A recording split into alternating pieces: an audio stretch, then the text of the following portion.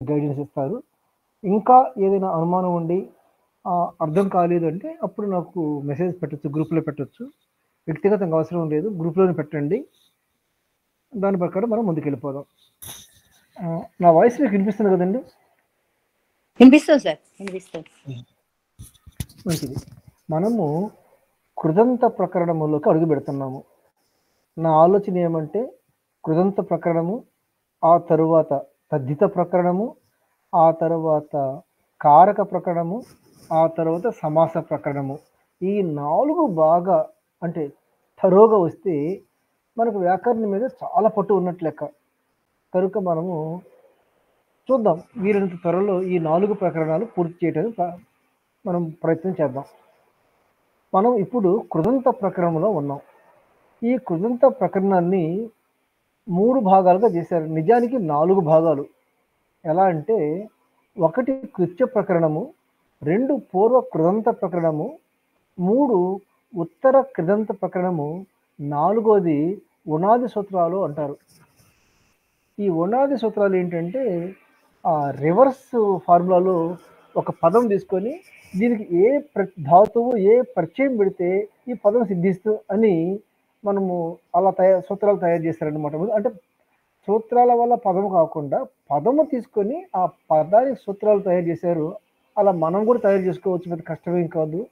ఒక 4-5 ఉనాది సూత్రాలు చదివామంటే మనము ఒక పదం చూడగానే ఓహో దీనికి ధాతువు వస్తుంది, ఈ ప్రత్యయం క్రియేట్ చేస్తే మనకు మనమే చెప్పుకోవచ్చు. అలా ఉంచుదాం.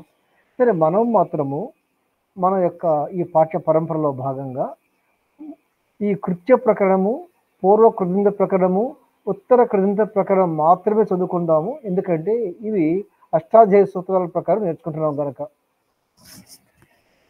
మొట్టమొదటిది కృత్య ప్రకరణం. ఈ కృత్య ప్రకరణంలో మొత్తం 7 ప్రత్యయాలు ఉన్నాయి. అవి ఏమేంటంటే తవ్య, తవ్యత్, అనీయర్, కేలిమర్, ఎత్తు, క్యప్పు, న్యత్తు. ఇవి 7. ఈ 7కి ఒక ప్రకరణాన్ని పాణిని మహర్షి గారు ఇచ్చారు. దీనికి ఒక చిన్న కారణం ఉంది. ఏంటంటే మామూలుగా అన్ని కృదంతాలు కర్తరిలో వాడబడతాయి సాధారణంగా. అసలు కృదంతం అంటేనే కర్తరిలో ఉంటాయన్నమాట. అయితే కొన్ని ప్రత్యయాలు మాత్రము కర్మణిలో కానీ భావేలో కానీ ఉంటాయి. మనకి ముఖ్యమైన ఉదాహరణ ఏంటంటే అక్కత అనే ప్రత్యయము. అది ఎప్పుడు భూతకాలంలో ఉంటుంది. రావణ రామేణ హతః అన్నప్పుడు మనకు ఈ హతః అనేది చంపబడ్డాడు అనే యొక్క కర్మణిలో ప్రయోగించబడుతుంది.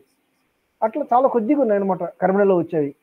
మనకి తా ఎక్కువ వచ్చు కాబట్టి అన్నీ కర్మణిలో ఉంటాయి అనుకోకూడదు. సరే, అయితే ఈ కృత్య ప్రకరణం అనేది ఎందుకు వచ్చిందంటే ఈ కృత్య ప్రకరణంలో ఉన్న 7 ప్రత్యయాలు సాధారణంగా కర్తరిలో కాకుండా కర్మణిలో కానీ భావిలో కానీ వస్తాయి. భావి అంటే భావార్థంలో వస్తాయి. కర్మణి అంటే మనకు తెలుసు, రావణుడు రాముని చేత చంపబడ్డాడు. ఇక్కడ చంపింది ఎవరు? రాముడు కర్త. చంపబడింది ఎవరు? రావణుడు కర్మ. దీన్ని సకర్మక ప్రయోగం అంటాము. అకర్మక ప్రయోగం అంటే 2 రకాలు.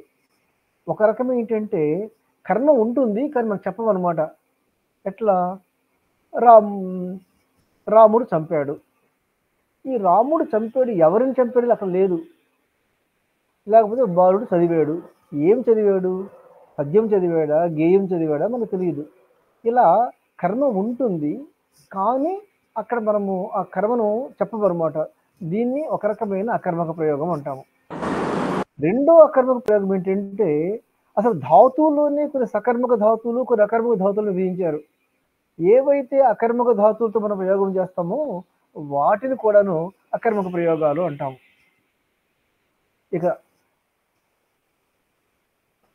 మనము చెప్పుకునే ఈ కృత్య ప్రకరణంలో ఈ ఉన్న 7 ప్రత్యయాల్లో ఉన్న స్పెషాలిటీ ఏంటంటే ఇవి కర్తరిలో కాకుండా కర్మణిలో భావేలో ఉంటాయి. దానికోసమని కొన్ని సూత్రాలు ప్రత్యేకించి ఈ కృత్య ప్రకరణం కోసము పాణిని మహర్షి కేటాయించారు.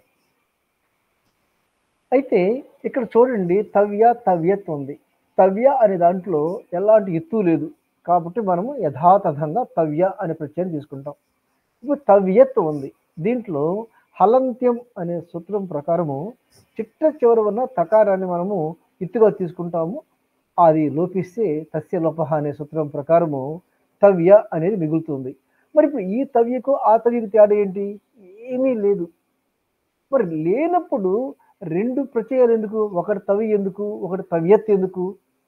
ఎందుకంటే వాటి రూపం రెండు ఒకటే కదా. తవ్యన్న తవ్యత్ అన్న ఒకటే కదా. అంటే ఆ రోజుల్లో మనము స్వరాన్ని పాటించే వాళ్ళము కాబట్టి ఈ తవ్యత్తులో తకారం అనే ఎత్తు కాబట్టి ఆ తకారానికి ఒక ప్రత్యేకమైన స్వరం వస్తుంది. ఆ స్వరంలో పలకటం కోసం మాత్రమే తవ్యత్ చెప్పారు. ఇక అనియర్ ఇది మనకి బాగా తెలిసిన ప్రత్యయము. పఠనీయ, కరణీయ ఇట్లాంటివన్నీ. ఈ మూడు ఒక రకం. ఇది కాకుండా ఒక వార్తికం ద్వారా కేలిమర్ అనే ప్రత్యయం వచ్చింది. దీనికి లెక్క ప్రకారం 2000 ప్రత్యయాలు తయారు అంటే 2000 రూపాయలు తయారు చేయొచ్చు, కానీ ధాతువులు ప్రయోగించి ప్రయోగాల్లో 5, 6 మాత్రమే ఉన్నాయి కాబట్టి మనం అంతవరకే కేలిమర్ని వాడుకోవాలి. మన ఇష్టం వచ్చినట్టు ఈ కేలిమర్ ప్రత్యయాన్ని ప్రతి ధాతువుకి ప్రయోగించకూడదు. దీన్ని శిష్ట ప్రయోగాల్ని అనుసరించి ప్రయోగాలు చేయాలి అంటారు. ఈ కేలిమర్ ఎప్పుడు వినలేదు సార్ అసలు. పచ్చేలిమాహ చెప్తా మరి చెప్పుకుంటాక తల్లి అన్నీ చెప్పుకుందాం మనం. అయితే ఎందుకంటే దాదాపు 140 ప్రత్యయాలు మనం చెప్పుకోబోతున్నాం ఈ కృదంత ప్రకరణంలో. మనకు అందరూ తెలిసింది 10-15 ప్రత్యయాలే కదా, 140 రావు కదా మనకు. కాబట్టి అలాంటి వాటిని కేలిమర్ ఒకటి అనుకోండి. ఇక ఎత్తు, కెప్పు, నెత్తు ఈ చూడటానికేమో ఇవి విరూపాల్లాగా అసరూపాల్లాగా ఉన్నాయి. ఎత్తు వేరు, కెప్పు వేరు, నెత్తు వేరని. కానీ ఒక్కసారి ఊహించండి, ఎత్తలో తకారం తీసేయండి, హలంత్యమైన ఏ మిగిలింది? యా మిగిలింది. కెప్పలో హలంత్యమైన పా తీసేయండి, లసక్వత దితే అని కా తీసేయండి, ఏ మిగిలింది? మళ్ళీ యా మిగిలింది. నెత్తలో హలంత్యమైన తా తీసేయండి, చుటూ అని నా తీసేయండి, మళ్ళీ యా మిగిలింది. అంటే ఈ మూడు ప్రత్యయాలు మిగిలింది ఏంటి? యా మాత్రమే. అలాంటప్పుడు అసలు మూడు ప్రత్యయాలు ఎందుకు? ఒకటి యా ఒకటి చాలు కదా. అది ఎందుకు మనం తర్వాత చూద్దాం. అయితే తమాష ఏమంటే మూడిట్లో యా ఉంది కాబట్టి వీటిని సరూప ప్రత్యయాలు అంటారు. మనము వాసరూప విధిలో 2 ప్రధాన నియమాలు చెప్పుకున్నాము. ఏంటంటే అసరూప ప్రత్యయాలు అయితే మాత్రము 2 రూపాలు ఉంటాయి. అంటే ఉత్సర్గ రూపం ఉంటుంది, అపవాద రూపము ఉంటుంది. అలా కాకుండా ఈ సరూప ప్రత్యయాలు అయితే ఒకటే రూపం ఉంటుంది. అంటే అర్థమేంటిది? ఎత్తు, కెప్పు, నెత్తు ఈ మూడిట్లో ఒక ధాతువుకి ఒకటే వస్తుంది. అంటే ఒక ధాతువుకి ఒక నెత్త వస్తే ఆ ధాతువుకి కెప్పు రాదు, ఎత్త రాదు. ఒక ధాతువు కెప్పు వస్తే ఎత్త రాదు, నెత్త రాదు. అలాగే ఒక ధాతువుకు ఎత్త ప్రత్యయం వస్తే కెప్పు రాదు, నెత్త రాదు. అంటే అర్థం ఏంటి? మన ధాతువులు కూడా మనం 3 భాగాలు చేయాలి. ఎత్తకి ఏమొస్తాయి, కెప్పకి ఏమొస్తాయి, నెత్తకి ఏమొస్తాయి అని. సరే, అవి మనము ఎలాగూ కృత్య ప్రక్రియలో ఉన్నాము కనుక మనం చదువుకునేది అదే కనుక దాని గురించి పెద్ద చెప్పుకోవాల్సిన అవసరం లేదు. అయితే ఇంకో విషయం ఆలోచించాలి. ఈ ఎత్తు, కెప్పు, నెత్తనేవి ఈ తవ్య తవ్యత్ అనీయులకు అపవాదాలుగా వస్తాయి. ఇప్పుడు చూడండి, ఈ ఎత్తు, కెప్పు, నెత్ అంటే యా, కానీ తవ్య తవ్యత్ అనీయలు ఏమున్నాయి? తవ్య తవ్యత్ అనీయ ఉన్నాయి. అంటే ఇవి అసురూప ప్రత్యయాలు. కాబట్టి వాసరూప విధిని అనుసరించి ఎక్కడైతే అసురూప ప్రత్యయాలు ఉన్నాయో అక్కడ 2 రూపాలు ఉంటాయి. అంటే అర్థమేంటిది? ఒకవేళ ధాతుకు ఎత్తు వచ్చింది అనుకోండి, ఆ ధాతుకు తవ్య వస్తుంది, తవ్యత్ వస్తుంది, అనీయలు కూడా వస్తుంది. అంటే మిగతా కెప్పు నెత్తు రావు, అది మనకు తెలుసు. అలాగే ఒక ధాతు కెప్పు వచ్చింది అనుకోండి, దానికి ఎత్తు నెత్తు రావు, ఎందుకంటే స్వరూపాలు కాబట్టి. కానీ అసరూపాలైన తవ్య తవ్యత్ అనయ్యరు ఆ 3 రూపాలు వస్తాయి. ఇది మనం తెలుసుకోవాలి. అయితే మనము అష్టాధ్యాయులో ఈ కృత్య ప్రకారం ఎక్కడ మొదలవుతుంది, ఎక్కడ ఎండ్ అవుతుంది చూద్దాం. చూడండి, మొట్టమొదట 3:1:97 సూత్రం ధాతో. ఈ సూత్రం ఏం చెప్తుంది? కృత్య ప్రత్యయాలు ధాతువులకు పరంగా విధించబడతాయి, పూర్వంగా కాదు. అది రూల్ నెంబర్ 1. రూల్ నెంబర్ 2 ఏంటి? కృత్య ప్రత్యయాలు ధాతువుకు మాత్రమే విధించబడతాయి, ప్రాతిపదిక కాదు అని. ఈ 2 విషయాలు మీరు ఖచ్చితంగా గుర్తుపెట్టుకోవాలి. కృత్తు ప్రత్యయాలు ధాతువులకు మాత్రమే విధించబడతాయి, ప్రాతిపదికలకు కాదు. అలాగే ఈ కృత్తు ప్రత్యయాలు ధాతు తర్వాత వస్తాయి కానీ ధాతు పూర్వంగా రావు. అది మొదటి సూత్రం. తర్వాత చూడండి 3:192 తత్ర ఉపపదం సప్తమీస్థం. ఇది మనం చెప్పుకున్నాము, అయినా ఇంకొకసారి చెప్పుకుందాము. ఈ పాణి సూత్రాల్లో అంటే ఈ కృదంత ప్రకరణంలో ఏదైనా ఒక పదము సప్తమిలో చెప్పబడితే అంటే అర్థమేంటిది? ఒక పదం సప్తమిలో ఉంటే ఆ పదము దేనైతే సూచిస్తుందో అది ఉపపదంగా ఉన్నప్పుడు మాత్రమే కృత్తు ప్రత్యయం వస్తుంది, లేకపోతే కృత్తు ప్రత్యయం రాదు అని. అంటే ఏదైనా ఒక పదం సప్తమిలో ఉంటే సూత్రములో దాని అర్థం ఏంటంటే అది ఉపపద సూత్రము. అంటే ఆ ఉపపదము లేకుండా ఆ సూత్రం పనిచేయదు అని అర్థం. చాలా సింపుల్, అసలు ఆ సూత్రమే పనిచేయదు. ఒక ఉపపదం, ఆ ఉపపదం ఏంటయ్యా అంటే ఆ సూత్రంలో ఏదైతే సప్తమిలో చెప్పబడిందో అది సూచించే పదం ఉపపదం. అంటే ఏ సూత్రంలోనైనా సరే ఒక సప్తమి పదం కనిపించింది అంటే అది ఖచ్చితంగా ఉపపదం ఉన్నప్పుడు మాత్రమే ఆ సూత్రం వర్తిస్తుంది అని గుర్తుపెట్టుకోవాలి. ఇక మూడవ సూత్రము, నెక్స్ట్ సూత్రము 3:193 కృత్ అతింగ్.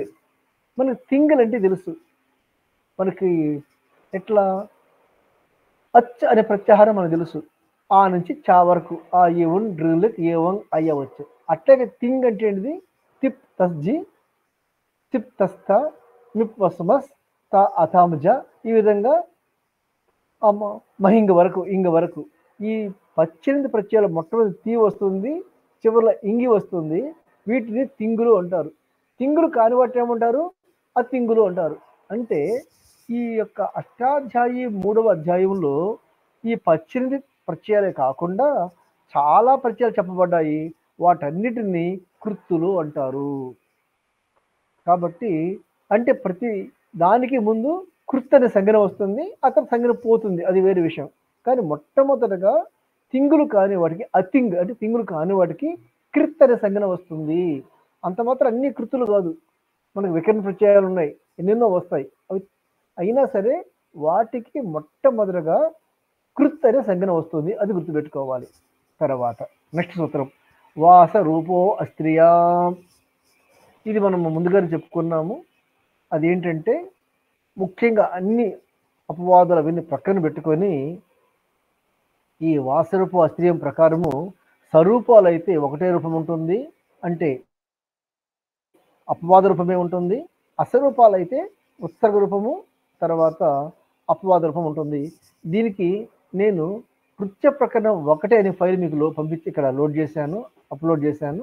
మీరు దాంట్లో వీరంత వివరంగా ఇంకా ఏమేమి పనులు చేస్తుంది అనేది అంటే వాసరూప అధికారము, ఈ వాసన విధి ఎలా పనిచేస్తుంది చాలా విశదంగా చెప్పాను. ఎందుకంటే ఇప్పుడు ఎందుకు చెప్పడం లేదంటే అది మనకి ఇక్కడ అవసరం లేదు. మనం ఆయా ప్రత్యయాలు వచ్చినప్పుడు మనం వాసన విధిలోకి పోయి చెప్పుకుంటాము. కనుక దాని గురించి ఇప్పుడు ఎంత చెప్పుకున్నా గుర్తుండవు. కాబట్టి మీరు ఒకసారి ఆ ఫైల్ చదవండి, ఆ తర్వాత మనము ముందుకు వెళ్దాం. ఇక తరువాత సూత్రం కృత్యాహ. అంటే ఇక్కడ నుంచి కృత్య ప్రకారం మొదలవుతుంది అనమాట. 3:195 నుంచి ఎక్కడ వరకు? 3:132. ఈ 1.32 కాదు, 132 సరి చేద్దాము. 3:132 వరకు చిత్యాగిరి చిత్యాచ అనే సూత్రం చోటి కృత్య ప్రకరణ ముగుస్తుంది. ఈ విషయం ఎలా తెలుసయ్యా అంటే దీని తర్వాత 3:133లో నూలు తృచవన సూత్రం ఉందన్నమాట. అంటే ఏంటంటే ఈ కృత్య ప్రకరణాలు తృచి వరకే ఉంటాయి లేదా నులు వరకే ఉంటాయి అని చెప్పబడింది అనమాట. అలా చెప్పబడింది కాబట్టి ఈ 132 తోటి అంటే అవి 10, 32, 42 సూత్రాలు మనము చెప్పుకుంటాము. ఈ 42 సూత్రాల్లో ఈ 7 ప్రత్యయాల గురించి సంపూర్ణంగా నేర్చుకుంటాము. ఇప్పుడు మనం ఈరోజు నేర్చుకునేది ఏంటంటే ఈ కృత్య ప్రత్యయాలు ఏ అర్థాల్లో ప్రయోగించబడతాయి. అసలు మనం తెలుసుకోవాల్సింది ఏంటంటే ఒక ప్రత్యయము ఏ అర్థంలో ఉపయోగించబడుతుంది, నెంబర్ 1.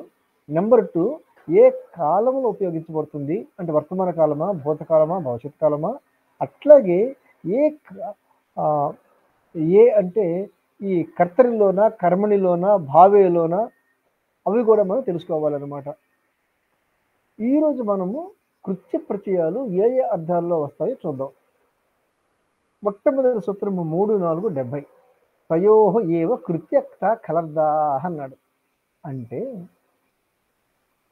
కర్మనికి తయోహ అంటే కర్మని భావం అనమాట. ఆ రెండు చెప్పాలంటే మనకు 3 రకాల ప్రత్యయాలు ఉన్నాయని చెప్తున్నాడు. మొదటిది కృత్య ప్రత్యయాలు. ఈ కృత్య ప్రత్యయాలు కర్మణిలో చెప్పబడతాయి, భావ్యలో చెప్పబడతాయి. ఈ తా ప్రత్యయము మనము కర్మణిలో చెప్పబడుతుంది. ఈ కలార్థాలు కూడా కర్మణిలో చెప్పబడతాయి. అంటే ఈ కృత్య ప్రత్యయాలు కర్తరిలో కాకుండా మామూలుగా కృతంతాలంటే కర్తరిలో ఉండాలి. కానీ ఇవి విశేషమైన ప్రత్యయాలు కనుక, ప్రత్యేకమైన ప్రత్యయాలు కనుక ఇవి సకర్మక ప్రయోగాల్లో కర్మను సూచిస్తాయి, అకర్మక ప్రయోగాల్లో భావాన్ని సూచిస్తాయి. అంటే సకర్మక ప్రయోగాల్లో భావాన్ని సూచించవు అని అర్థం.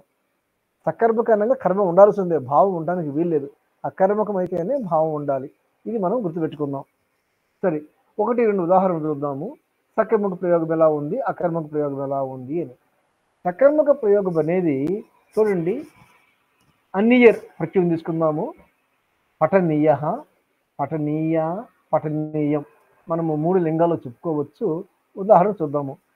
సహా గ్రంథ ఛాత్రేణ పఠనీయ అంటే అర్థం ఏంటిది? ఈ పుస్తకము విద్యార్థి చేత చదవదగింది, చదవలసినది. మామూలు అర్థం ఏంటిది? సహ గ్రంథ ఛాత్రేణ పఠ్యతే అని అర్థం. ఈ పుస్తకము ఛాత్రుని చేత చదవబడుతుంది అని అర్థం, అంతే. పఠనీయం అన్నది చదవవలసినది, చదవబడవలసినది అని అర్థం. అదే గీత అనుకోండి, స్త్రీలింగం కదా, అప్పుడేమొస్తుంది? పఠనీయ అనకూడదు, పఠనీయ అనాలి. సా గీత ఛాత్రేణ పఠనీయా. అలాగే సా నవల ఛాత్రేణ పఠనీయ. నవల అన్నా కూడా పుస్తకమే. దీని అర్థమైనది సా గీత పఠ్యతే అని. పుస్తకం తీసుకుందాం. గ్రంథ పుంలింగం అయితే పుస్తకం నపుంసకలింగం కనుక తత్ పుస్తకం ఛాత్రేణ పఠనీయం. ఆ పుస్తకము ఛాత్రుని చేత చదవబడవలసినది. అంటే మామూలు అర్థమైనది తత్ పుస్తకం పఠ్యతే అని. ఇదే అకర్మక ప్రయోగం చూద్దాం. అకర్మక ప్రయోగం అంటే ఏంటి? ఇక్కడ కర్త ఉంటుంది కానీ కర్మ ఉండదు అని. పఠితవ్యం తీసుకుందాము. పఠితవ్యం అనేది పఠనం యొక్క భావము. ఛాత్రై పఠితవ్యం అస్తి అంటే ఛాత్రుల చేత చదవబడవలసి ఉన్నది. అంతవరకు ఇక కర్మ రాదనమాట. అకర్మక ప్రయోగం ఇది. కర్మ చెప్పబడలేదు కనుక ఛాత్రుల చేత చదవబడుతున్నది అంతవరకే. ఇలా ప్రయోగిస్తే అకర్మక అంటారు, కర్మ లేదు అంటారు. అయితే మనం చెప్పుకున్నాం కదా, సకర్మక ప్రయోగాలలో భావాన్ని చెప్పకూడదు అని. భావార్థం ఎందుకు ఉండకూడదు అంటే ఉదాహరణ చూడండి. రామేణ గీత పఠనీయం అనకూడదు.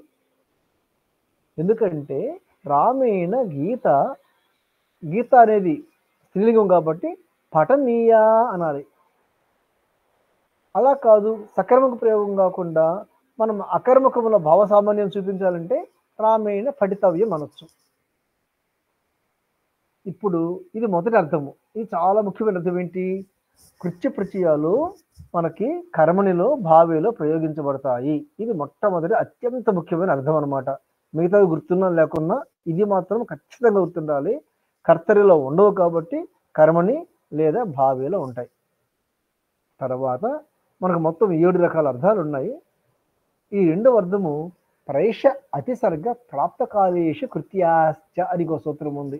3:163. ఇది ఏం చెప్తుంది? ప్రైష, అతిసర్గ, ప్రాప్తకాల ఈ 3 అర్థాలలో కూడా కృత్య ప్రత్యయాలు విధించబడతాయి అంటారు. వీటిని ప్రైషార్థం, అతిసర్గార్థం, ప్రాప్తకాలార్థం అంటాం మనం. ఉదాహరణ చూద్దాం. ప్రైష. ప్రైష అంటే ఏంటిది? ఒక దిశానిర్దేశం చేయటం, ఒక దిక్కు ఎలా పోవాలో చెప్పటం, ఒకరిని ప్రేరేపించటము, ఒకరిని ఆజ్ఞాపించడము, ఇలా చెయ్యి అని చెప్పటము, దీన్ని ప్రైష అంటారు. చూడండి, ఒక యజమాని తన యొక్క సేవకులతోటి త్వయా కటహ కరణీయ అన్నాడు. అంటే ఏంటి?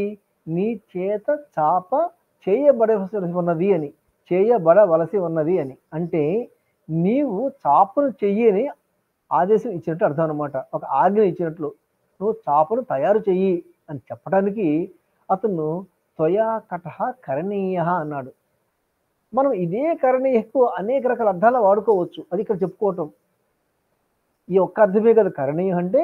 మనం చెప్పుకునే 7 అర్థాల్లో ఏదైనా చెప్పుకోవచ్చు. ఒక ఉదాహరణ చెప్తున్నాం ప్రైషః ఎలా ఉంటుంది అని. అతిసర్గః. అతిసర్గ అంటే ఏంటిది? అనుజ్ఞ, అనుమతి. అయ్యా ఈ పని చేస్తావా? అయ్యా ఇంట్లోకి వస్తావా? అయ్యా అన్నం తింటావా? అని మనం అతని యొక్క ఎవరినైతే అడుగుతున్నామో అతని యొక్క అనుమతి తీసుకుంటున్నాం అనమాట. అలా అనుమతి తీసుకునేటప్పుడు కూడాను మనము ఈ అన్నీయ ప్రత్యయం వాడచ్చు. ఎలా చూడండి, త్వయ అత్ర శయనీయం అంటే మీ చేత ఇక్కడ పండుకోబడవలసి ఉన్నది. ఈ వాక్యం మామూలే. ఇది ఆజ్ఞ కూడా కావచ్చు, ఇందాక చెప్పినట్టు ప్రేష కూడా కావచ్చు. కానీ అతిసర్గ అర్థంలో ఎలా ఉంటుందంటే, మీరు ఇక్కడ పండుకోవడానికి అంగీకరిస్తారా? దయచేసి ఇక్కడ పండుకుంటారా? ఈ రూమ్లో ఏసీ లేదు, దయచేసి ఇక్కడ పండుకుంటారా అని రిక్వెస్ట్ చేస్తామే. ఆ రిక్వెస్ట్ని అతిసర్గ అంటాము. కామచారస్య అనుజ్ఞ అంటామన్నమాట. మూడవది ప్రాప్త కాలము. ప్రాప్త కాలం అంటే ఏంటంటే, నేను ఉదయాన్నే 9 గంటలకు స్కూల్కి పోవాలి. అప్పుడు ఏమంటాము? పాఠశాల గంతవ్య అంటాము. అంటే అర్థం ఏంటిది? ఈ సమయంలో మనము అక్కడ ఈ తవి ప్రత్యయం అనుకోండి. ఈ ప్రాప్తకాలం అర్థం ఏంటంటే ఈ సమయంలో ఈ పని చేయాలి అని చెప్పుకోవడం అనమాట. ఎలా చూడండి, పుత్రేణ ఉత్థాతవ్యం అంటే కుమారుని లేపవలసిన సమయం వచ్చింది, ఆసనమైంది, పిల్లవాడిని లేపాలి, స్కూల్కి పోవాలి, 6 గంటలు దాటిపోయింది, 7 గంటలు కావస్తుంది, లేపాలి. అలాంటప్పుడు కూడాను మనము ఈ కృత్య ప్రత్యయాలు, ఈ 7 ప్రత్యయాలు మనం వాడవచ్చు. కాబట్టి ఈ రెండవ అర్థములో ప్రేష, అతిసర్గ, ప్రాప్తకాల అనే 3 అర్థాలలో కూడా మనము ఈ కృత్య ప్రత్యయాలు ప్రయోగించవచ్చు.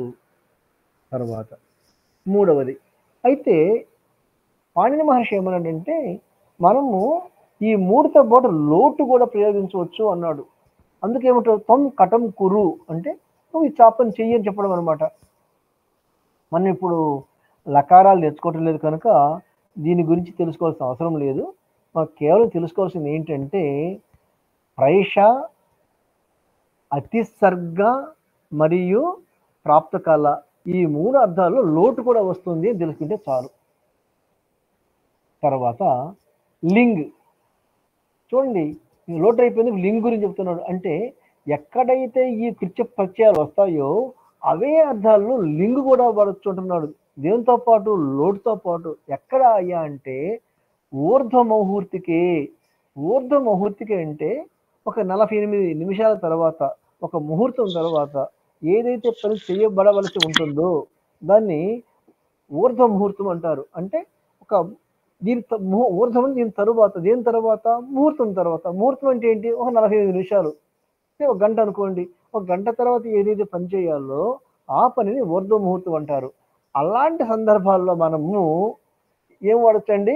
కృత్య ప్రత్యయాలు అన్నీ వాడచ్చు, లోటు వాడచ్చు, లింగ్ కూడా వాడచ్చు. లింగ్ అంటే విధిలింగ్. చూద్దాము ఎలా ఉంటుందో.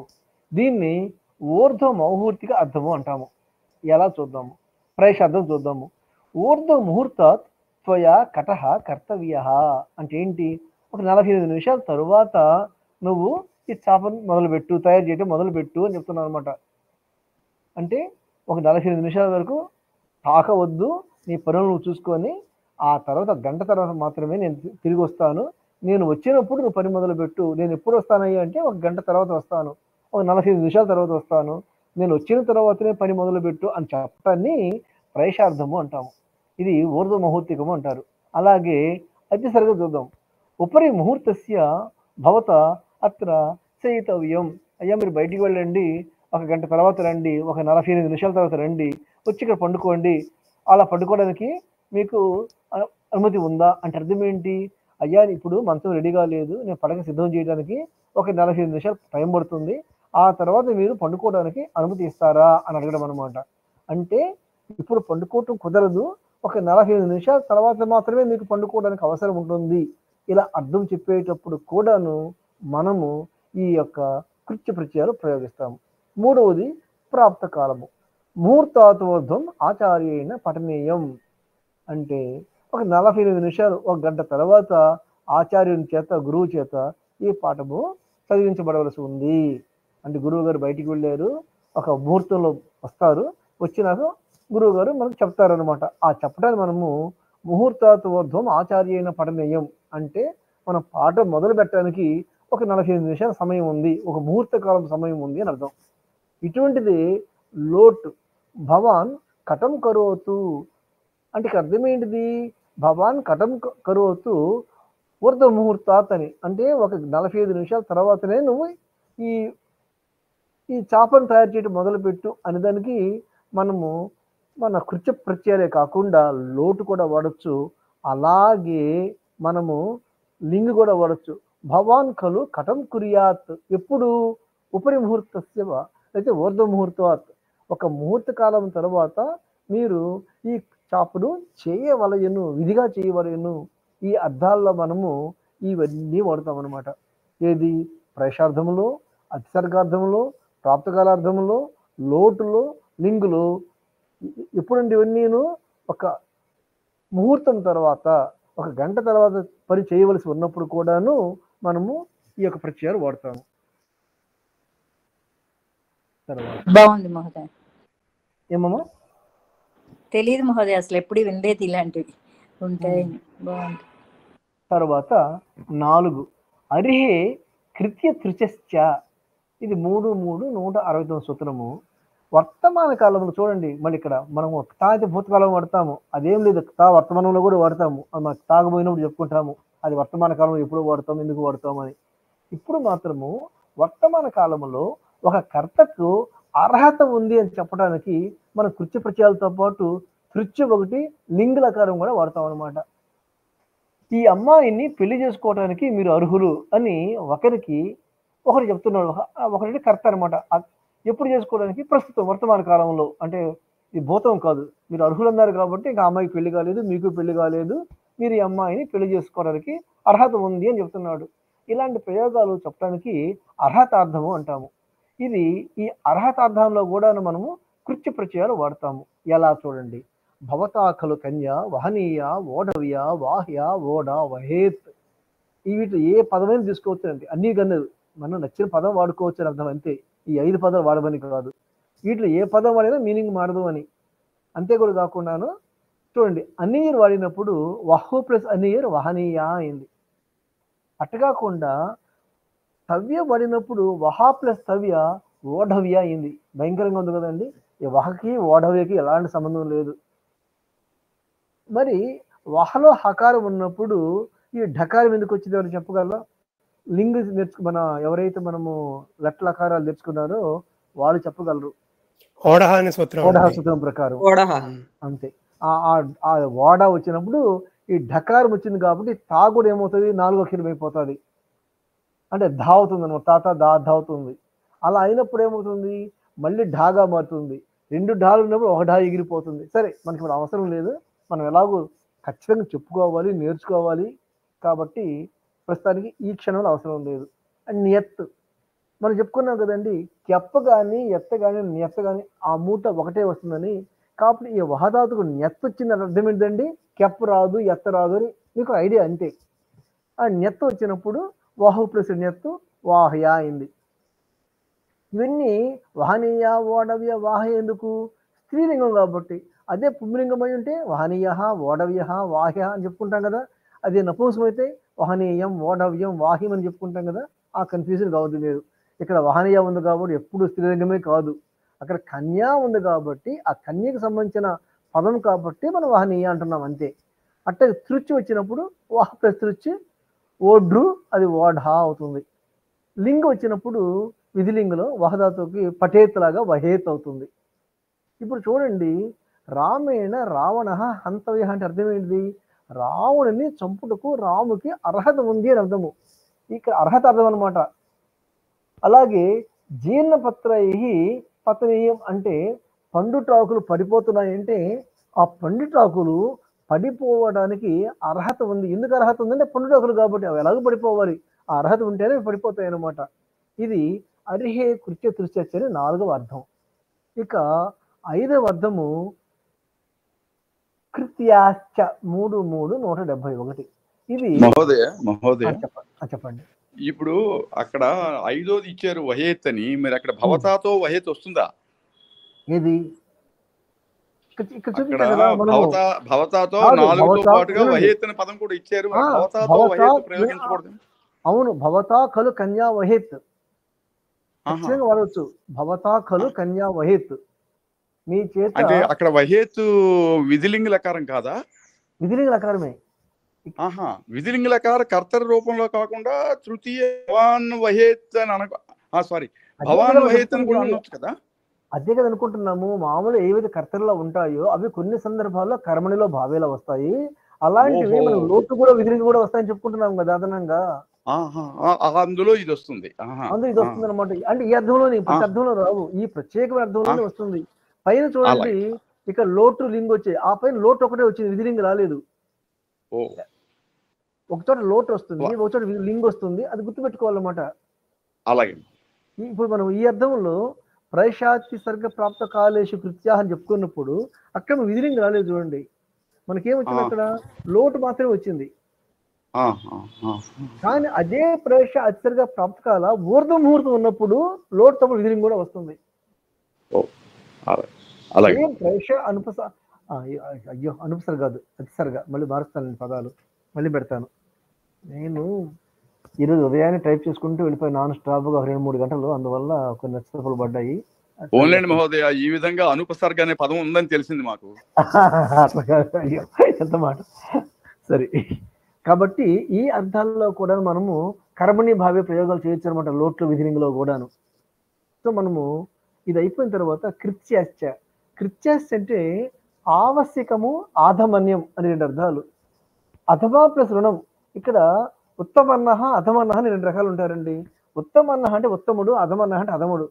అంటే ఒకడు అప్పిచ్చేవాడు, ఒకడు అప్పు తీసుకునేవాడు అనమాట. అదేంటో కానీ అప్పిచ్చేవాడు ఎప్పుడు ఉత్తముడు అంటారు, అప్పు తీసుకునేవాడు అధముడు, నీచుడు. అంటే ఇప్పుడు మనకు బ్యాంక్స్ అంతా ఉత్తములు, మనమంతా అధములం అయిపోతాం అనమాట. సరే, ఆవశ్యకం అంటే తప్పనిసరి. ఈ 2 అర్థాల్లో అంటే అప్పు తీసుకునే అర్థము, తప్పనిసరి అర్థము, వీటిల్లో కూడా మహోదయ ఏమండి వాస్తవ పొజిషన్ భిన్నము. బ్యాంకరే అధముడు, అప్పు పుచ్చుకున్న వాడే ఇప్పుడు ఉత్తముడు, అది అంటుంది. కానీ ఆ రోజుల్లో వాళ్ళకి అది ఏదో కృతకాలమో ఆ యుగం కాబట్టి పాపం ఏదో ఆ రోజుల్లో అలా రాసుకున్నారు పాపం. సరే, అయితే అధమునుని అవశ్యం అంటే తప్పనిసరి, దీని యొక్క భావము ఆవశ్యకం. అధమునుని అంటే బాకీ ఉన్నవాడు, అతని యొక్క భావం ఆధవన్యము. ఈ 2 ప్రత్యయాలు మామూలుగా నిని ప్రత్యయం వస్తుందన్నమాట, తృప్తి ప్రత్యయాలు రావు. అంటే మన ఒరిజినల్గా వచ్చేది నిని ప్రత్యయము. ఉదాహరణకి అవశ్యం కారి, తప్పక చేయాలి, శతం దాయి, నువ్వు 100 బాకీ ఉన్నావు, ఇలా నిని ప్రత్యయమే వాడతాము. అయితే నిని ప్రత్యయం అది 3 3 170లో చెప్తాడు నిని ప్రత్యయం వస్తుందని. 170లో నిని చెప్పి 171లో కృత్యాశ్చ అన్నాడు. అంటే చా మరియు కృత్యాహ, నినియే కాదు కృత్యాలు కూడా వస్తాయని చెప్తున్నాడు. అంటే ముందు సూత్రం నిని వస్తుందని చెప్పాడు ఈ 2 అర్థాల్లో. తర్వాత సూత్రంలో 171లో నిని మాత్రమే కాదు కృత్య ప్రత్యయాలు కూడా వస్తాయని చెప్తున్నాడు అనమాట. చూడండి, భవతాకలు ఆవశ్యం, కటహ కరణీయ ఆవశ్యం, క్రూ ప్లస్ అనియర్, కర్తవ్య క్రూ ప్లస్ తవ్య, కృత్య క్రూ ప్లస్ క్యప్, కార్య క్రూ ప్లస్ న్యత్, ఇలా వాడుకోవచ్చు అనమాట. లేదా భవతాశతం దాతవ్యం, దా ప్లస్ తవ్య, దేయం దా ప్లస్ యత్. ఈ విధంగా మనము ఆవశ్యకము లేదా అప్పు బాకీ పడి ఉండటము ఈ అర్థాల్లో కూడా మనం వాడుకోవచ్చు. ఇక 6వ అర్థము శక్తి లింగిచ అంటే శక్యత, ఇతను ఒక సామర్థ్యం ఉంది అని అర్థం. మహోదయ, ఇప్పుడు దాతవ్యం దేయం అన్నట్లో భావంలో మార్పు వస్తుందా? అర్థంలో అస్సలు రాదు. రెండు ఒకటే. అంటే వాడు అప్పు తీసుకోవాలి కూడా ఇవ్వవలసి ఉంది అని, ఈ బాకీ తీర్చాలని చెప్పడం ఇక దేవుని ఇవ్వాలి, ఎప్పుడు ఇవ్వాలి, ఆ బాకీ చూసుకున్నావు కాబట్టి అంతే. అక్కడ భవతా శతం దేయం అంటే నీ చేత 100 రూపాయలు ఇవ్వబడవలసింది, ఇప్పుడు ముందు అప్పు తీసుకున్నావు తెరువు చేస్తావా అని. అట్లా శకి లింగిచ, ఇక్కడ శక్యత అర్థం అనమాట. ఇక్కడ కూడా లింగు కృత్య ప్రత్యయాలు వస్తాయన్నమాట. శక్యత అంటే ఒక పని చేయడానికి శక్తి ఉండటం, నీకు ఈ బరువును మోయడానికి శక్తి ఉంది అని చెప్పడం కోసం కూడా మనము ఈ ప్రత్యయాలు వాడచ్చు అనమాట. ఇవి కృత్య ప్రత్యయాలు. చూడండి, భవత భారః వహనీయ, ఇక్కడ వహధాతువుకు అనీర్ ప్రత్యయం అనమాట. భవత భారః ఓఢవ్య, అన్నిటికీ ఒకటే మీనింగ్, శక్తి ఉందని చెప్పడమే. వహధాతువుకు తవ్య ప్రత్యయము. భవత భారః వాహ్య న్యత్, ఇక్కడ న్యత్ వేసాం కాబట్టి ఎత్తు కెప్పు రావన్నమాట. భవాన్ కలు భారం వహేత్, ఇది విధిలింగం. అంటే ఇక్కడ మామూలు అర్థం ఏంటిది, నువ్వు ఈ భారాన్ని మోయవలయును మామూలు విధిలింగంలో. ఇక్కడ అర్థం ఏంటిది, నీకు మోయడానికి శక్తి ఉంది అని. అంటే విధిలింగకు రెండు అర్థాలు ఉన్నాయి. ఒక అర్థం ఏంటంటే నువ్వు ఈ పని ఖచ్చితంగా చేయాలని విధి చెప్పటము. రెండో అర్థం ఏంటి, నీకు ఈ పని చేయడానికి శక్తి ఉందని కూడా చెప్పటము. ఇలా విధిలింగకు రెండు అర్థాలు ఉంటాయని మనం ఇక్కడ తెలుసుకుంటూ ఉన్నాం అనమాట. వీటిని లకార అర్థాలని ఒక పుస్తకం ఉంది, మీరు ఎవరు ఒప్పుకుని చదువుకోండి. లకారార్థాలు అంటే ఏ లకారాన్ని ఎన్ని అర్థాలు ఉపయోగించవచ్చు అని. అది లేదు నెట్లో దొరుకుతుందని చూడండి. లేదంటే మన పాటలు చెప్పుకునేటప్పుడు మనం చెప్పుకుందాం తర్వాత ఈ లకారార్థాలన్నీ చెప్పుకుందాం ఏదో ఒక రోజు. అట్లాగే భవత అష్టాధ్యాయి స్మరణీయ, స్మిరు ప్లస్ అనీయర్, లేదా భవత అష్టాధ్యాయి స్మర్య, స్మిరు ప్లస్ న్యత్. మనం చూడండి ఇక్కడ న్యత్ వచ్చింది కాబట్టి మనకు ఎత్తు చెప్పు రావు, కానీ మిగతావన్నీ వస్తాయి. స్మర్తవ్య, తవ్య వచ్చింది. అలాగే వీటితో పాటు మన లింగ కూడా వచ్చింది. భవాన్ కలు అష్టాధ్యాయం స్మరేత్. ఇక్కడ చూడండి, మీరు గమనిస్తే ఈ శకిలింగిలో కానీ కృత్యస్లో కానీ మనకేముంటున్నాము, ఈ పైన ఇది మన అరిహే కృత్యస్ కానీ ఈ లింగం వస్తుంది కానీ లోటు రాలేదు. లోటు ఎక్కడ వచ్చింది మనకు, 2లో 3లో లోటు వచ్చింది, మళ్ళీ 3లో లింగ్ అదనంగా వచ్చింది, 4లో లింగం వచ్చింది, 5లో లింగం వచ్చింది. అట్లా గుర్తుపెట్టుకుని 5లో లింగం రాలేదు, 6లో లింగం వచ్చింది. ఇవి గుర్తుపెట్టుకోవాలి. చివరి సూత్రం ఏంటంటే కృత్యల్యుటో బహుళం. అంటే ఈ కృత్య ప్రత్యయాలు కర్మను మాత్రమే సూచిస్తాయని ఇప్పుడు దాకా చెప్పుకున్నాము. ఏమని చెప్పుకున్నాము, భావము కానీ కర్మ కానీ సూచిస్తాయని చెప్పుకున్నాము. కానీ అక్కడక్కడ బహుళ ప్రయోగం అంటే ఎక్కడో ఒక చోట కర్మ కాకుండా మిగతా కారకాలు కూడా కనిపిస్తున్నాయి అని పండి మహర్షి చెప్తాడు. ఎందుకంటే చివరికి వ్యాకరణం ఏంటి, అందరూ ఆల్రెడీ ఏదైతే ప్రయోగాలు భాషలో ఉన్నాయో అవి కాదంటే నాకు వీలు లేదు. కాబట్టి అక్కడక్కడ మనకి వేరే కారకాలు ఉన్నాయి. కాబట్టి మనము ఈ కృత్యులిటో బహుళం అనే సూత్రం ప్రకారము చూస్తా ఉన్నాం. చూడండి, సంప్రదానం దీయతే అస్మై ఇది దానీయ విప్రహ. ఈ దాదాతువుకు అనీర్ ప్రత్యయం వేస్తే దానీయ వస్తుంది. అంటే ఏంటి, ఇవ్వబడవలసిన వాడు. అంటే ఇతరు మనం ఇవ్వాలి కాబట్టి అతను తీసుకుని వాడుతున్నాడు. ఇప్పుడు లేదా భిక్షకుడు ఎవరైనా కానీ, ఎవరైతే తీసుకుంటున్నాడో గ్రహీత అతను తీసుకుంటున్నాడు కనుక అక్కడ సంప్రదాన కారకం వస్తుంది అనమాట. ఇది మన విగ్రహ వాక్యంలో. ఇక్కడ మనకు కర్మ రాలేదు. అలాగే అధికారం చూడండి, అధికారం అంటే ఏంటి, లొకేషన్, ఒక చోట ఉండటం. శయ్యతే అస్యామిది శయనీయ శయ్య, ఇక్కడ పండుకోబడుతుంది కాబట్టి శయ్య, దీన్ని శయనీయ అనొచ్చు అనీర్ ప్రత్యయం వేసి. మరి అనీర్ అంటే దేనికి వాడాలి మనము, కర్మకు లేదా భావకే వాడాలి. ఈ సంప్రదాయానికి అధికారానికి వాడకూడదు. కానీ ఇక్కడ సంప్రదాయం వాడేమో అనీర్ ప్రత్యయము, అధికారంలోకి వాడేమో. ఇక్కడ పడుకోబడుతుంది కాబట్టి ఇది శయనీయ అనొచ్చు, అంటే అర్థము శయ్య అని. అలాగే రమ్యతే అస్మిన్ ఇది రమణీయం మనం, ఇక్కడ రమించబడుతుంది కనుక ఇది వరము అన్నాడు, ఈ రమణీయం అన్నాడు. అనా రావాలి ఇక్కడ, ఇది కూడా సరి చేస్తాను, రమణీయం. కాబట్టి ఈ వనముని రమణీయం అంటాము. దీని ఎందు మనము ఆనందిస్తాం కాబట్టి, రమిస్తాం కాబట్టి ఇది కూడా అధికార అర్థంలో చెప్పబడింది. ఇక 1-2 వాక్య ప్రయోగాలు చూద్దాము. విభక్తులు మామూలుగా ఈ కృత్య ప్రత్యయాలు ఎప్పుడు కూడా షష్ఠీలో చెప్పాలి. కాకపోతే కర్తృకర్మణోహ తృతీయ ఇంకో సూత్రం ఉంది. దాని అర్థం ఏంటిది, ఈ కర్త కానీ కర్మ కానీ తృతీయాలు చెప్పాలి అని. ఇక్కడ షష్ఠీ చెప్పాలి.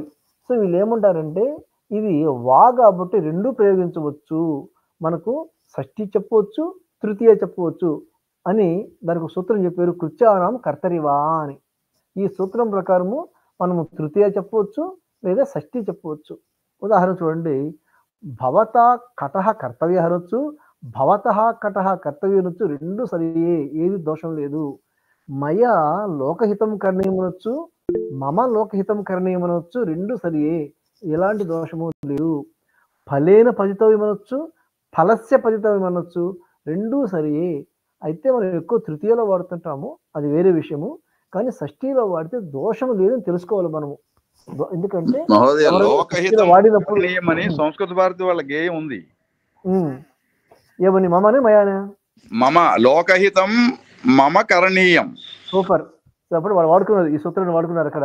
వాడుతున్నారు మహోదయ. నాకు చాలా కాలం సందేహం ఉండేది, మరి అడిగితే బాగోదని చెప్పి అడగలేదు, ఇప్పుడు మీరు చెప్పారు అది. కాబట్టి కృత్యానం కర్తే వా అన్నాడు కదా, వా అంటే ఇది కూడా చేయొచ్చు అని. మీరు తృతీయలో కాదు షష్ఠి కూడా వాడుతుంది చెప్పడం అనమాట. శుభం, మీరు మంచి విషయం చెప్పారు. ఇప్పుడు కొన్ని ఉదాహరణలు చూద్దాం. యాక్చువల్గా నేనే మేము చెప్తున్నా, మీరు కాకపోతే మీరు చెప్పండి. కృష్ణేన శిశుపాల హంతవ్య అంటే కృష్ణుడికి ఏముంది చెప్పండి. ఈ అర్థం చాలా అర్థాలు చెప్పుకున్నాము. ఏది ఊర్ధమౌహృతికం అని, అర్హత అని, సఖ్యత అని, ప్రాప్తం అని, అతిసర్గ అని ఎన్నో చెప్పుకున్నాం అర్థాలు. లేకపోతే కర్మణి అని, లేకపోతే వీటిలో ఏది అర్థం వస్తుందంటే కృష్ణేన శిశుపాల హంతవ్య అంటే కృష్ణుడికి శిశుపాలను చంపడానికి అర్హత ఉంది అని అర్థం. ఆ అర్థం ఇక్కడ అర్హత తీసుకుంటే బాగుంటుంది అని అర్థం. అంతే, వేరే అర్థం తీసుకోవచ్చు అంటే తీసుకోవచ్చాము. కానీ ఇక్కడ ఎక్కువ మంది విద్యార్థులు అంటే మా గ్రూపులో ఎక్కువ మంది చెప్పింది ఇక్కడ అర్హత అర్థం ఉంది అని. మీకు ఏదైనా కాదనిపిస్తే చెప్పండి. అలాగే దశరథ వదతి చెప్పండమ్మా. గురుగారు, ఇక్కడ కృష్ణుడికి అర్హత ఉంది అనే కంటే చంపబడ్డానికి వాడికి అర్హత వచ్చింది, శిశుపాలుడికి అలా కూడా తీసుకోవచ్చు. శిశుపాలు కూడా అర్హత ఉంది, కొంచెం ఇంకా బాగుంటది. అది అది ఇంకా బాగుంటుంది. శిశుపాలకి అర్హత ఉంది అంటే. కానీ మనం చెప్పేది ఏంటంటే ఈ 7 అర్థాలు అర్హత అర్థం ఇక్కడ వస్తుంది అని. దశరథ వదతి ఊర్ధ్వం ముహూర్తాత్ రామేణ వనం గంతవ్యం. దీన్ని ఊర్ధ్వ మౌహృతిక అర్థం అంటాము. అంటే ఏంటి, ఒక ముహూర్తం తర్వాత రాముడు అడవికి పోవాలని చెప్తున్నాం కాబట్టి, ఒక ముహూర్తాన్ని నిర్ణయించాం కాబట్టి ఇది ఖచ్చితంగా ఊర్ధ్వ మౌహృతిక అర్థంలో ఉంటుంది, అనుమానమే లేదు. రామేణ ఇదానీం వనం నా గమనీయం. ఇక్కడ ఏమిటి, రాముడు ఇప్పుడు వనం పోవడం సమయం ఆసన్నం కాలేదు. ఎప్పుడైతే సమయం ఆసన్నం కాలేదంటామో ప్రాప్త కాలం అనుకోవాలి. కాబట్టి ఇక్కడ నా అన్నాడు కాబట్టి ప్రాప్త కాలం యొక్క అభావము అంటాము, ప్రాప్త కాలస్య అభావ అంటాము. భక్త వదతి గురున స్వామిన గృహం ప్రవేశనీయం అంటే వాళ్ళ గురువు గారు కానీ ప్రవచనకారుడు కానీ ఇంటికి వచ్చారు. అప్పుడు ఏమంటాడు, ఆ గురువు చేత ఆ ఇంట్లోకి ప్రవేశించబడవలసి ఉంది అంటే దీని అర్థము ఇతను ఆజ్ఞాపించడం కాదు, ఆ స్వామివారు అనుమతిస్తే ఇంట్లోకి రావచ్చు అని. అయ్యా మీరు అనుమతిస్తే ఇంట్లోకి అడుగు పెట్టండి అని అనమాట. కాబట్టి దీన్ని మనము అతి సర్గ అంటాము. కామసరస్య ఇచ్ఛ, ఎవరైతే రావాల్సి ఉన్నాడో అతని యొక్క ఇచ్ఛ అనమాట, అతని కోరిక, అతని అనుజ్ఞ, ఇది అతి సర్గ అంటాము. అట్ట కాకుండా రామేణ అవశ్యం మనం గమనీయం, రాముడు ఖచ్చితంగా అడిగి వెళ్ళాలి. ఇక్కడ అవశ్యమైన పదం వాడి చెప్పాడు కనుక ఇక్కడ ఆవశ్యార్థం తీసుకోవాలి. చూడండి తర్వాత, దశరథేన పుత్ర వియోగస్య శోకః కరణీయః. ఇక్కడ దశరథుని చేత పుత్ర వియోగ శోకం చేయబడవలసి ఉన్నది. ఇది మామూలు మీనింగ్, దీంట్లో స్పెషల్ అర్థాలు ఏమీ లేవు కనుక దీన్ని కర్మ సామాన్యార్థము అంటారు. కర్మ సామాన్యం యొక్క మామూలు అర్థము అంటాము. రామః వదతి సీతయ అగ్ని ప్రవేశ కరణీయ.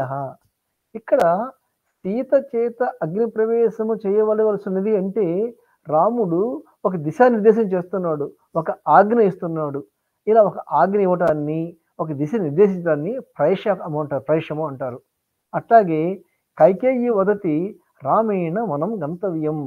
ఇక్కడ కూడా కైకేయి ఏముంటుంది, రాముడు వనముకు వెళ్ళవలేను అంటుంది. అంటే ఆమెకు దశ నిర్దేశం చేస్తుంది, ఒక ఆజ్ఞ లాంటి చెబుతుంది. కాబట్టి ఇది కూడా కంపల్షన్ అని అనుకోవచ్చు మనం. అప్పుడు కంపల్షనే కానీ ఆజ్ఞ అనమాట. ఆవశ్యకం అంటే నువ్వు తప్పకుండా చేయాలి, తప్పకుండా పాస్ కావాలి, తప్పకుండా చదవాలి, అవి ఆవశ్యము. ఇది ఆజ్ఞ లాంటిది అనమాట. వారికి ఇష్టమన్నా లేకపోయినా చేయాల్సి ఉంది. రామః రమణీయం వనం గచ్చతి. ఇక్కడ మనం ఇందాక చెప్పుకున్నాం కదా, వనం అనేది రమణీయం అనేది దీని ఎందు రమిస్తాం కాబట్టి ఇది అధికారినే అనియర్ ప్రత్యయం. ఇక్కడ చివరిది హనుమత సాగరం ఉల్లంఘ్య సీతయా సహ మేలితవ్యం. అంటే హనుమంతుడికి ఈ సాగరాన్ని ఉల్లంఘించి సీతను కలుసుకునే శక్తి ఉంది అర్థం అనమాట. కాబట్టి ఇది కూడా అర్హత కాకుండా శక్తి అర్థంలో తీసుకుంటాము. ఇలా మనము ఈ యొక్క కృత్య ప్రత్యయాలని అనేక అర్థాల్లో వాడవచ్చని తెలుసుకున్నాము. మనం వచ్చే క్లాసులో కృత్య ప్రత్యయాన్ని ఎలా ప్రయోగిస్తాము, అసలు యాక్చువల్గా వాటి యొక్క ప్రయోగాలు ఎలా ఉంటాయి, వాటి యొక్క అన్ని రకాలైన స్టెప్స్ ఉన్నాయి చూసారా, ఆ 15 స్టెప్పులు ఎలా ఉంటాయి, మనము చివరి ఈ కృత్య ప్రత్యయాలతోటి కృదంత రూపాలు ఎలా తయారు చేస్తాము మనము తర్వాత పాఠంలో నేర్చుకుంటాము.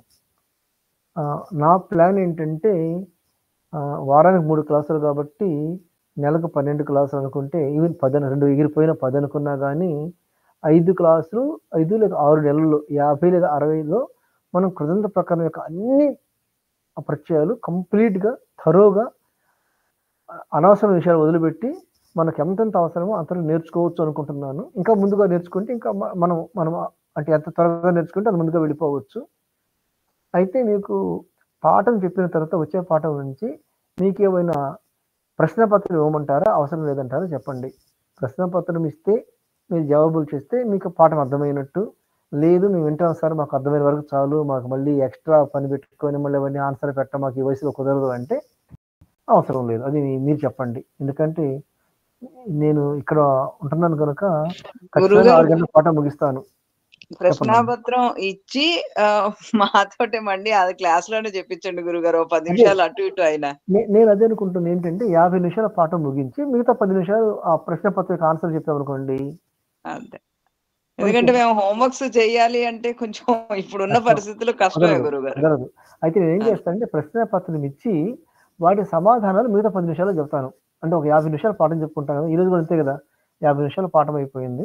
ఒక 10 నిమిషాలలో మనం ఆ ప్రశ్నపత్రం కూడా చెప్తే లాభం ఏంటంటే మనకు బాగా క్లారిటీ ఉంటుంది అనమాట. లాజిక్ తర్కం అనేది బాగా ఉంటుంది మనకు. అది ఈరోజు పాఠము. ఇంకేదైనా మీకు అనుమానాలు కానీ సందేహాలు కానీ ఉంటే చెప్పండి. మనకు సోమ బుధ శుక్ర ఈ 3 రోజుల్లో ఇదే సమయంలో మనం చెప్పుకుంటాము. మనం ఈరోజు ముందుగానే ముగిస్తున్నాము.